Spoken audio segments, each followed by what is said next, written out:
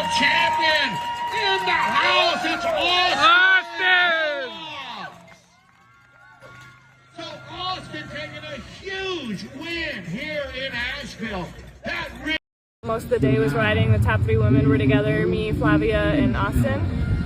But yeah, I just kind of couldn't match, Austin and some of the single track and, the power. It's just not comparable. So kind of got gapped maybe 50 miles, and then from there was kind of alone a lot of the time. Hi guys, welcome back to the channel. So I wanted to cover this story of yet another trans athlete dominating women's sports, and in this case it was cycling. The athlete crossed the finish line and was there by themselves for a whole 5 minutes. And the woman who came in second, she seemed very defeated and said that at about the 50-mile mark, the person just took off. And you can imagine she's pushing herself to her ultimate limit, pushing her body as far as it will go, as hard as it would go. And she comes in second, when really, she should have been the one to win the prize money, because there was prize money at stake here. And again, another example of a trans athlete literally taking money out of the pockets of biological women. So let's take a look at the story. Controversial trans cyclist Austin Killips wins North Carolina race by 5 minutes. Power is not comparable. And that's what the woman who came in second said. Controversial transgender cyclist Austin Killips has won a North Carolina race by a whopping 5 minutes, prompting the second place finisher to declare that her power was not comparable and suggest a separate category for trans athletes. And this is what people have been suggesting for the longest time. It's either they compete in the category that's according to their biological sex, the biological sex that they are, or they have their own category. Either way, I don't think it's right that biological males should infringe upon women's sports. We don't see this happening the other way around because there's no incentive for women to try and compete with men. More than likely, they wouldn't even qualify in many of these events. Austin Killips, 27, who recently became the first openly trans woman to win an official Cyclist International stage event, won $5,000 after easily coming in first in the 131-mile Belgian Waffle Ride in Hendersonville on Saturday. Cycling News reported. Killips, who identifies as female, quickly took the lead in the women's division before being passed by Paige Onweller. Killips ultimately surged ahead and beat her by 5 minutes. I'm glad Killips, tried to make it look a bit more realistic, letting Paige pass initially and then just went in for the kill. Coming in third was Flavia Oliveira. Now, this also affects all of the women within the race, especially those who came in fourth, fifth.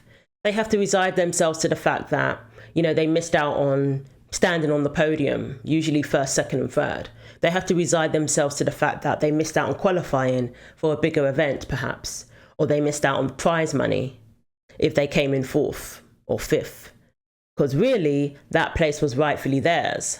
And of course, the woman who came in second is quite a hard pill to swallow because she could have won the event. She could have been the rightful winner. Many believe that is the rightful winner, but she was denied that victory. And clearly, these athletes work extremely hard. 131 miles is no joke. When she said at the 50th mile, I was thinking, what?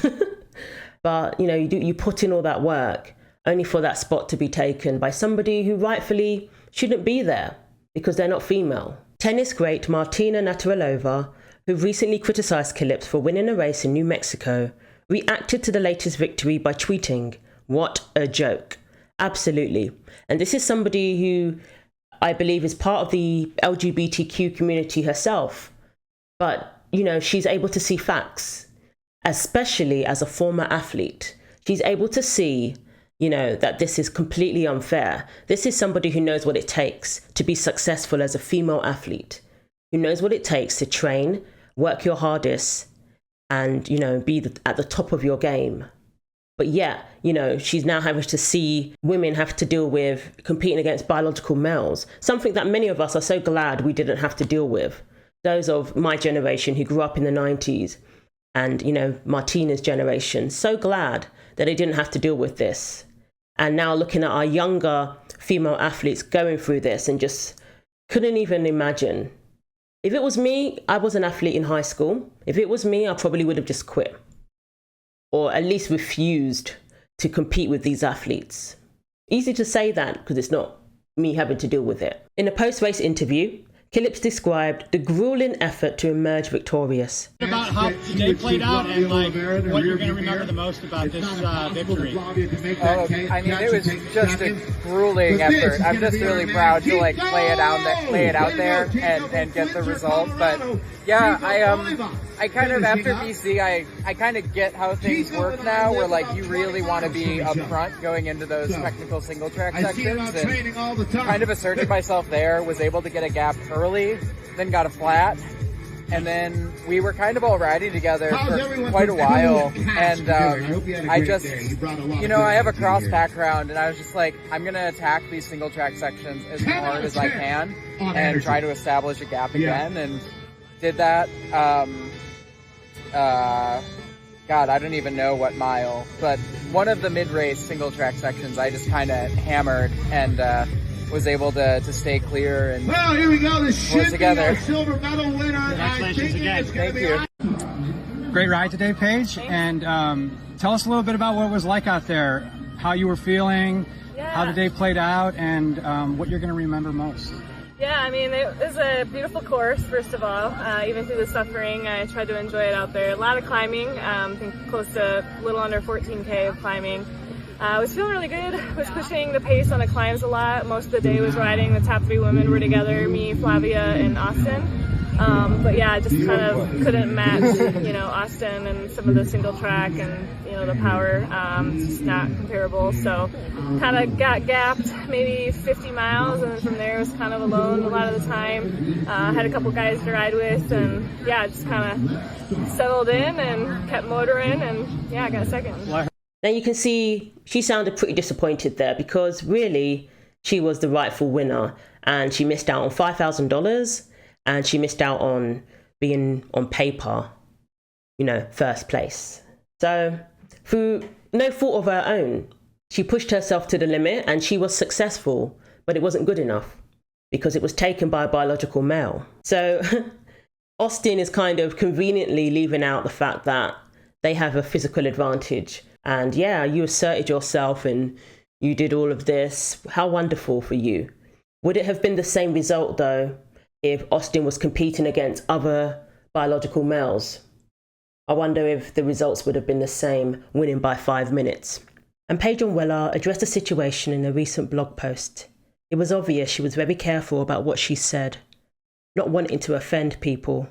But in the blog post, she said she wanted to address the numerous comments regarding the women's podium at this event. A transgender athlete won the women's overall, which has caused some controversy. For those following women's cycling, you are aware of the UCI rule that this is currently allowed, Onweller wrote. Rather than sharing my personal opinions about the UCI rule, I think it's most important to recognise that all athletes, no matter how they identify, should have a space to compete and race. Additionally, underneath all helmets is a face and a person who deserves respect, dignity and a safe space to ride bikes. She continued, in the future, I feel a separate category may be appropriate, but event promoters are also learning what is best to preserve both female cycling while creating an inclusive space for all to ride, Onweller added. She's trying to, it sounds like she's trying to straddle the fence, in my opinion. She did say that she believes there should be a separate category, but she's also talking about a safe space with dignity, respect. What about the respect, dignity and safety of the biological females who are competing in a sport that they have competed in from day one? This is a new infringement upon their event, and women have a right to say that they don't like it. Biological males in women's locker rooms. So whose safety, whose dignity, whose respect is really being infringed upon? Everything that we're worried about when it comes to trans athletes, making sure they're included, making sure, they have a safe space to compete and things of that nature. That also applies to women. That also applies to female athletes. And you're taking away from female athletes in order to, honour the wants of trans athletes. So they're going to have to decide how they're going to balance that and make sure that everybody is treated equally and not given special treatment. Because that's what's happening now.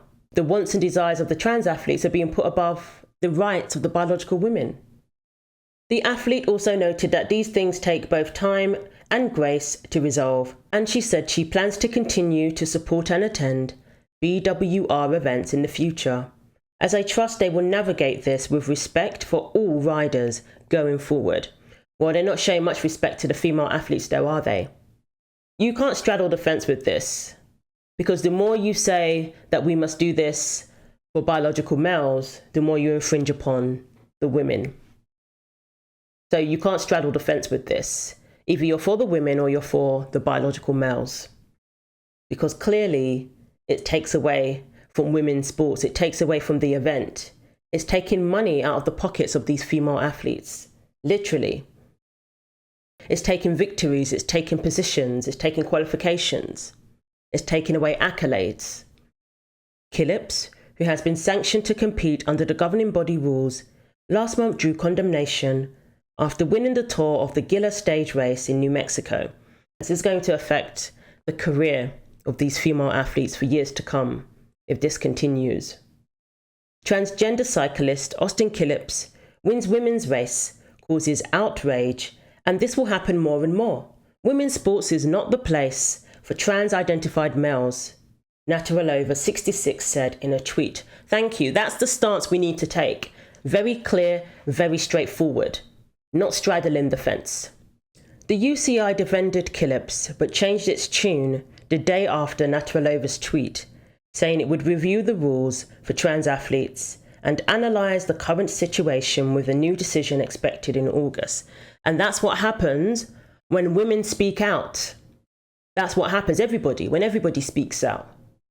They think that we're okay with this because we're all for inclusion, we're all for, LGBTQ rights and all of that.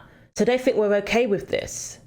They think it's going to score them brownie points. They think it's going to make them appear more inclusive, appear to be progressive, ticking all those boxes. But when people speak out and say, no, this isn't right, they're forced to review these policies, especially if the female athletes refuse to compete. And this is a real shame because it's causing female athletes, good female athletes, to quit or retire early. Killips' emergence on the cyclocross circuit was part of the reason 35-time winner Hannah Erisman retired from the sport recently. Killips has been accused of trying to push Erisman off the course at the UCI Cyclocross National Championships in December 2022. That's a real shame. This has been going on for quite a while. 35-time winner. So this is somebody who was used to being successful within her field, and then a biological male comes along and begins to dominate, and you're no longer, at the top of your game. Well, you still are, but it's not good enough. See how that works? So I'm thankful for athletes like Martina Navratilova who are speaking out and speaking truth and letting these organisations know that this is unacceptable. Unlike Megan Rapinoe, who decided to become an advocate for biological males competing in women's sports. But we've seen the results of that in the soccer recently, haven't we? In the US female soccer team, who got demolished by older Welshmen. And for some reason, they seemed to think that they had a chance, and they got a rude awakening. There are clear differences between men and women, which is the very reason why men and women are separated in sports to begin with. And identifying as a female doesn't make you a female. It doesn't give you the same characteristics. Neither does it make it fair for you to compete against them. So let me know what you think. Thanks for watching. Take care of yourselves, and God willing, I will see you in the next video.